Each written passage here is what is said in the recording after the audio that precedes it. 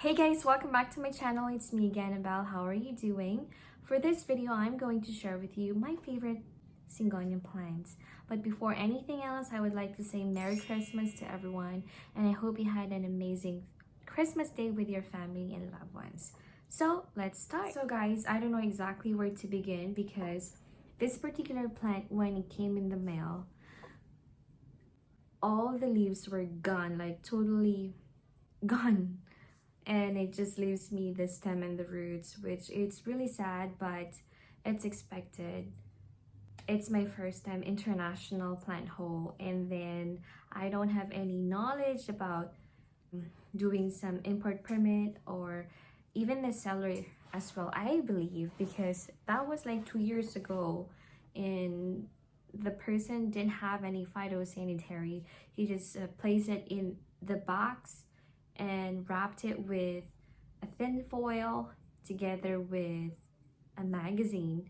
So tendency, it's not really going to survive, especially it's winter time. So I'm not sure if it's my fault or his fault as well. But anyway, very happy and thankful that I was able to regain the beauty of this plant. And this is actually the mother plant now, and also I was able to propagate it and give it others, which is kind of nice, you know. Have this one in one of my pots, and also I am propagating it into the test tube I have. So I just want to show you. I actually made a video of this one, but a lot of people are asking how I made this plant to grow upward. Well, it's very simple. You just have to make sure you have something that it's stable on the back or anywhere. You can place a pole like this. This one I made it from this sphagnum moss, and it's pretty cool because the roots here, they're really attached to the sphagnum moss. But anything you can use, any stick or any materials you wanted to use, really. But for me, I just you know, use my moss pole and it worked. And I actually cut a lot of leaves from this one because of the infestation I had. Like I said, I had a really bad infestation of thrips a while back, but I'm really thankful again that I don't have any more, hopefully. I just want to show you the different variegation of this one. So I have this in a really white, a really white shade on the left side here, and then some variegation on this side, splash of variegation I should say. And then it varies, like this one it's more green, the green is more in depth. And then the new ones, these are yellow variegation, and this is white variegation, as you guys can see. And I have a new one that's coming out soon, and this is yellow as well on the other side. But a lot of people really love variegation or any plant that have variegation, but for me, one or two good enough if you have a variegation on your plants. But variegation like these, especially, it varies in different growth. I'm not sure if it's good because this means that this plant don't get any good source of chlorophyll. I learned that if you propagate a plant and you cut without any green, like without a lot of green on it, this plant will gonna die. Like, it's not going to survive for long because there's no good source of chlorophyll. This one have two stems, and I'm going to share you later the one that I propagated. And you guys, this little guy over here, as you guys can see that, it's just coming out from the roots. And I don't know how, but it's like, I don't know if you can see that, but this one have another one in there that's like, it's pointing in different direction. So basically this one over here, it's growing too. So I'm very happy. It's kind of interesting because I had a lot of problems with this plant. I've been killed it, and then all of a sudden I was able to regain the beauty of it. So this is the mother plant, and I have the propagated one. And of course, I cut some of the leaves from this one because of the thrips again.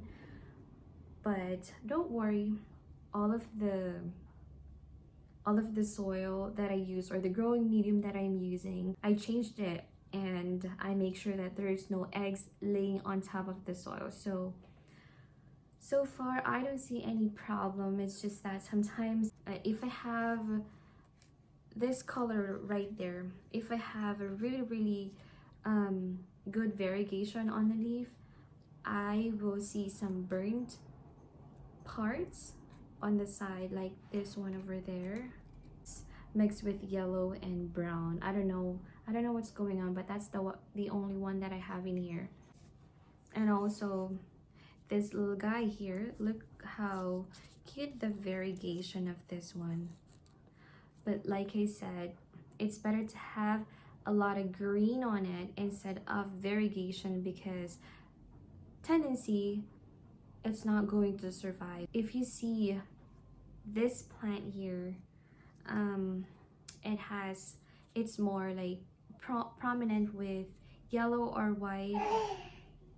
100% it's not going to survive for long.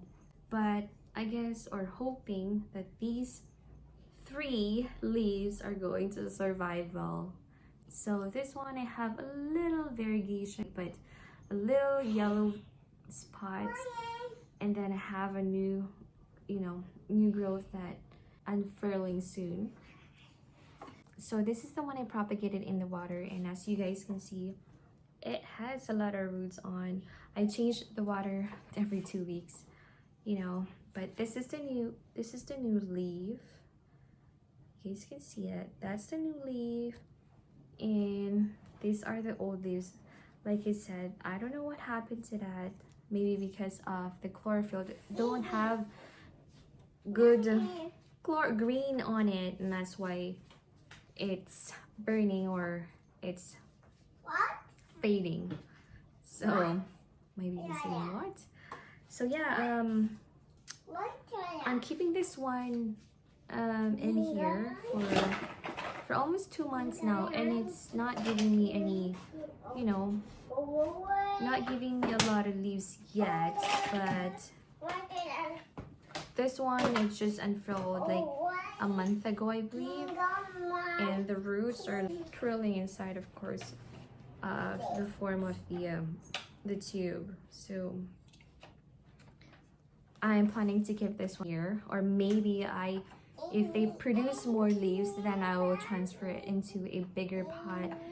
But I wanted to place this just in the water, and we'll see what's gonna happen for a year or so. And also the next plant here is the Syngonium Wendlandii. I don't know if you guys know this plant. Also was included in the plant haul that I did from Indonesia, and I don't know what happened. Like I said, you guys, I am very happy because this plant managed to regain and revive these 2 plants, which it's very interesting because this plant here, I read that if they grow, or they get matured, or they get in adult form, this leaf will be separating into 3. For fertilizer, I don't really fertilize anything anymore for winter time. summer or spring, that's where I fertilize, and I use the simple one. I believe that's the Miracle Grow. Yeah, that's the Miracle Grow fertilizer, and it works.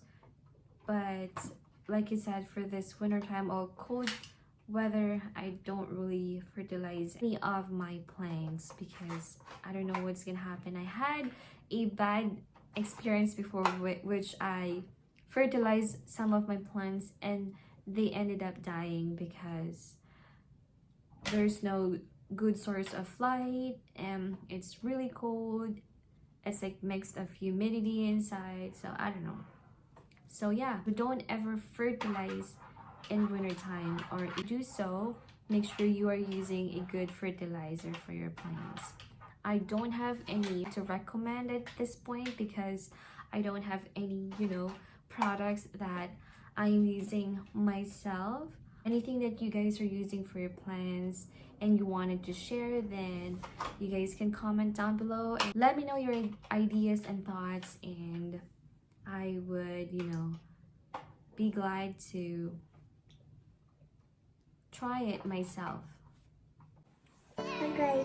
So guys, that's all for this video. Thank you again for watching. I hope you enjoyed my simple Variegation Syngonium update. And if you guys have any questions or recommendations, let me know. Comment down below. And please follow me on my Instagram at Variegated, and I will see you soon on the next video. Bye-bye!